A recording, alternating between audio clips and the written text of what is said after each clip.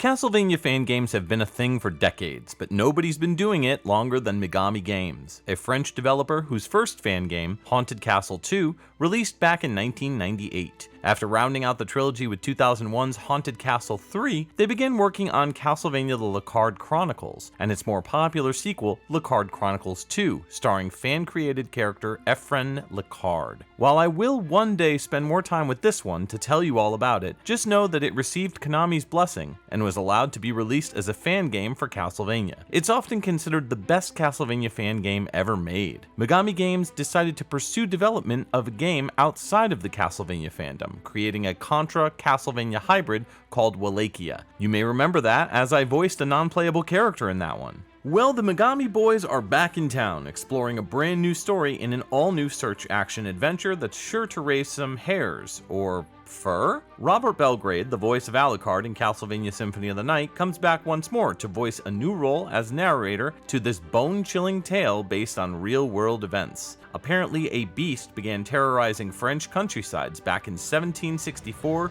through 1767. This game tells a fictitious tale about main hero Matteo Lombardo, the last surviving member of the Rose Cross Order. This group sought out to hunt the Javodian beast, only to all perish, aside from Matteo. Rescued by a mysterious woman, Matteo's recovery is brief before he sets out on his quest to uncover the mystery behind the beast of Gévaudan. There's a pretty meaty story throughout the game, so prepare to meet a wide range of characters in various towns about the way. For Simon's Quest fans such as myself, Chronicles of the Wolf is a real treat, as we aren't spending time only in a castle but instead rummaging around the countryside, with various mansion-like buildings to enter into. Settings feel true to the time the game is trying to portray, so the game's style and vibe get a checkmark from me.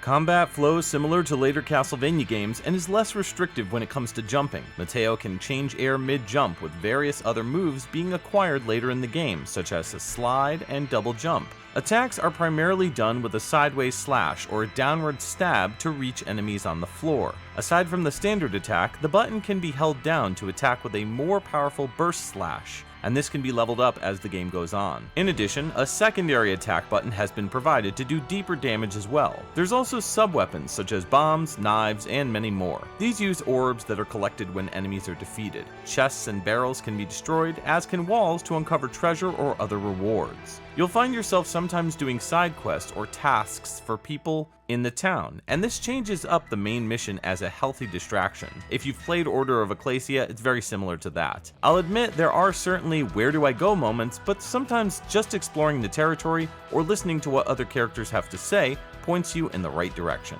Certain familiars can be found in the game, and some of them can break spells, heal your characters, and more. They add an additional layer to the game's combat. I'd like to talk more about the graphics and music of the game, but it's time to come clean, as I don't want to color this video on the title with too much in the way of opinion.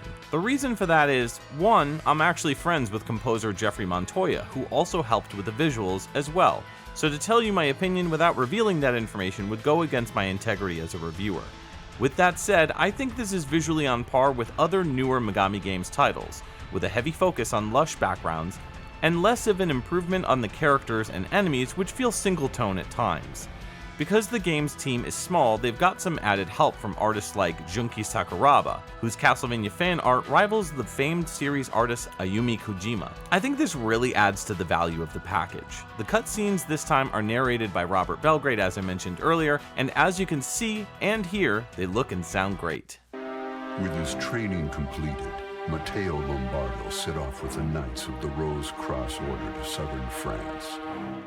He knew nothing of the horrors that would face him at their destination in the cursed lands that lay ahead.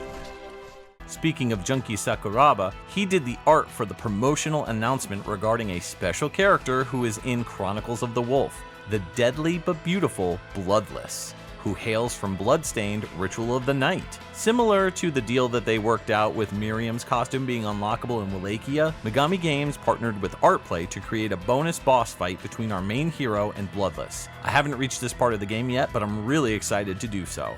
Musically, I really enjoyed Jeff's soundtrack on this game, and it's got a very obvious influence from the Castlevania franchise. While most would point to Symphony of the Night as an obvious influence here, I'd argue that there's even some musical influence from Super Castlevania 4 in several tracks. It's a great soundtrack that complements a fun game overall. Now, some additional information. Not only am I friends with the composer, but I'm also a playtester and a voice actor in it. I helped playtest the game, getting more than halfway through the experience, and I really enjoyed it despite getting stuck a handful of times. I voiced a rock monster, a merchant from the second village. What will you be having, my friend? Watch your back out there, yeah? As well as one of the larger characters in the story, Sam Hurt. It was such a dream to work on this game and to bring these characters to life, so I hope you all enjoy my little voice acting roles. I've always wanted to do voice acting, and now I've got a few games under my belt, so this is pretty damn cool.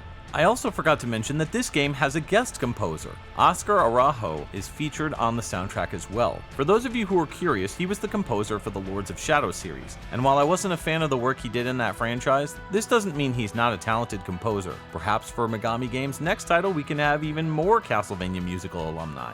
Chronicles of the Wolf is released on Switch, PlayStation 4, PlayStation 5, Xbox Series, and Steam. Unfortunately, it's not currently backwards compatible for the Switch 2, so for those of you who upgraded, hopefully you have another avenue of play. I believe they are working on a version for Switch 2, but until they announce something publicly, this is up in the air. Fingers crossed. That's all I've got to say regarding Chronicles of the Wolf. It's got great art, exciting combat and exploration, an entertaining narrative, and rock-solid music. If you've played Megami Games releases before, you're in for a real treat. But if you haven't, give it a go. Thanks for watching another episode of What Is It, and I'll see you again for more content soon.